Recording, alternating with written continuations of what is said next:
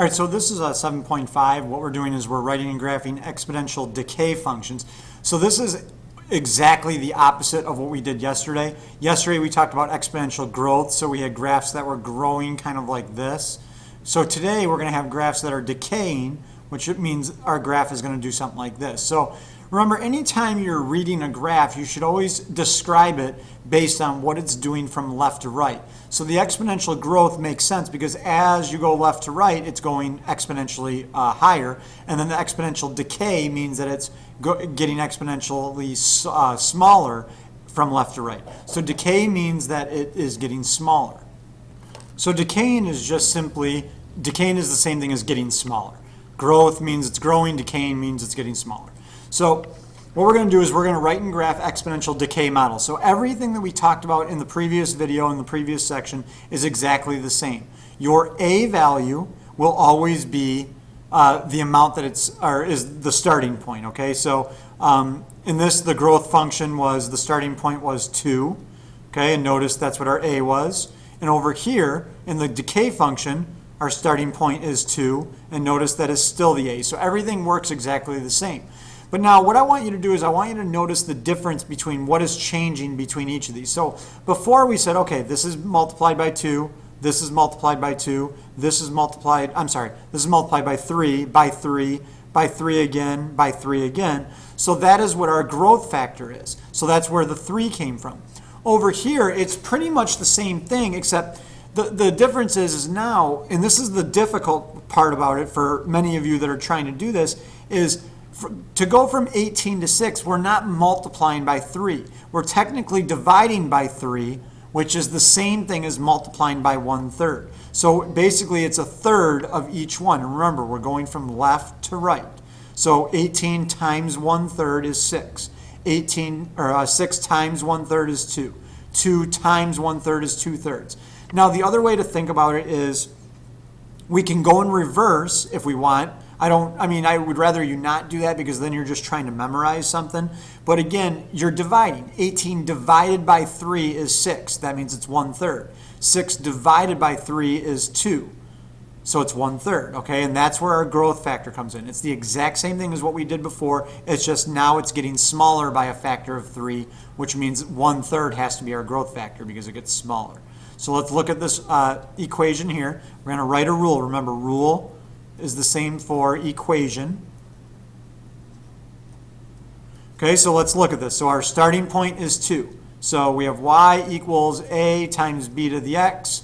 A is going to be equal to 2, just like what we did in the previous section. And now here again, we're going from 32 to 8. Because 32 to 8 is divided by 4, 8 to 2 is divided by 4, and you keep dividing by 4, that means that our b is going to be 1/4.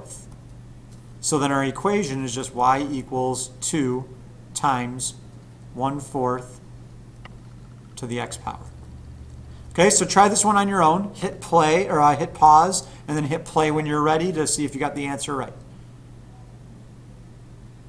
So your equation here should have been 1 times 1/5 to the x power. Our starting point was 1, that's where a comes from. And then each of these values we kept dividing by 5 to get to the next value, so therefore it's 1/5. So whenever you're dividing, it's going to be a fraction, because again, if it's getting smaller, a fraction is the only way to get a number to keep getting smaller. Okay, so let's move on. Let's talk about graphing. And we're going to rush through this pretty quickly because it's exactly the same as it was before. So we're going to start same way by choosing values of x. We're going to graph the points. Graph or plot. We said plot yesterday, but graph and plot are the same thing. And then we're going to connect the points with a smooth curve. And again, I just use the same values, -2, -1, 0, 1, and 2. You can pick those values every single time and be okay.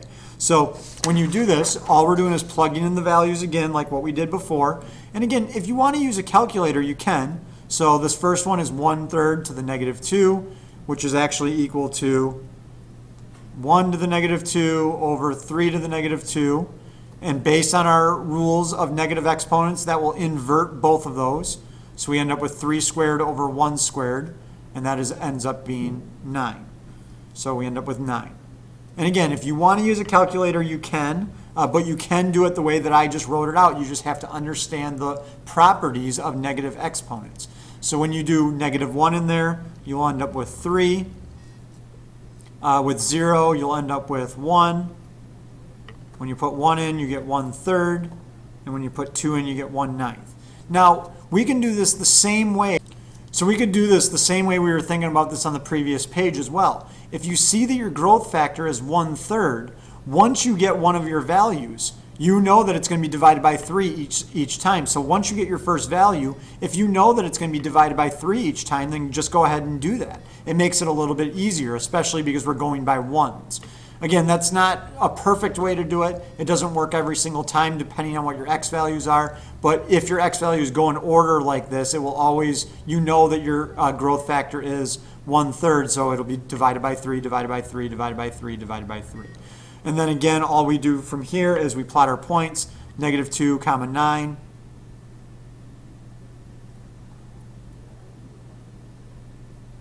Okay, there's 9, and then we have -1, 3, and then 0, 1, and then 1, 1/3, and then 1/9. And of course, just we're going to do a smooth curve from there, and it should look almost exactly the same. It'll just be opposite of what we did previously. Okay, again, you have one to do on your own. Try this one on your own. Notice that you have a 5 here. That should tell you your starting point. Again, once you know your starting point, you might be able to do the rest based on what the growth factor is. But you can still show your work, plug it into a calculator, whatever you need to do. Oh, and I'm sorry, real quickly before you hit pause on this, domain, same thing as yesterday. Your domain will be all real numbers, because there's no value that we cannot plug in. We can plug in anything we want in for this x, so it's all real numbers, which means our range, we look at our graph, it's all values that are greater than 0, so y is greater than 0. Okay, so try this one on your own and hit play when you are ready. Okay, so again, for this one, your graph should look something like this. Make sure your values match up here. When you're doing 5 times 1/2 to the -2, again, if you're using your negative exponents, 1/2 to the -2 is the same thing as 2 squared over 1. Okay, so 1/2 to the -2 equals that. Everything flips to the second power. So that ends up being 4, and then we multiply it by 5 to get our 20. So that's where the 20 came from. And then the same thing is true with this. 1/2 to the -1 is the same thing as 2 to the first over 1 to the first, times 5 is 10, and then so on. And if you use a calculator, great, no big deal, that's fine. So the next part, or the last part, is again exactly the same as yesterday, except now we're going to, as the last video, except now we're going to be doing decay. So everything is the same about this formula except for this minus sign right here. That's the only thing that changes. The initial amount is still your A, the interest rate as a decimal is still your R, and T is still the amount of the time period. So when we look at this problem, it says your teacher bought a car in 1999 for $30,000. The value of the car has been decreasing, or depreciating sometimes is a word used, at a rate of 18% each year. Write a function that models the value of the car over time. What is the value of the car in 2013? Well, what we do then, and this question's a little bit more difficult than it was yesterday, but let's go through this. Let's first identify our values. So A, our initial amount is 30,000. So we're going to do 30,000 times 1 minus, our interest rate is 18, so it's going to be 0.18, okay? And then, so we have the initial value is 30,000, the rate is 0.18. Now to find the time, so we know that time is going to be up here, but you don't want to just put in 2013 because time is the number of years that have passed. So you would need to figure out how many years have passed between 1999 and 2013. So you'd actually, if you needed to, you'd say 2013 minus 1999. That will give you the number of years that have passed, and that's 14. So then you put 14 up in the exponent, and you put this into a calculator exactly as it is with parentheses and everything, and you get 1,000 $864.30, which actually is pretty accurate. Cars lose value pretty quickly, so after 13 years, that's probably about what a value of a $30,000 car would be, maybe even less in some cases. So, all right, so that does it for 7.5. If you have any questions, make sure you bring those tomorrow. Also, don't forget to do your Edmodo quiz. Have a good night.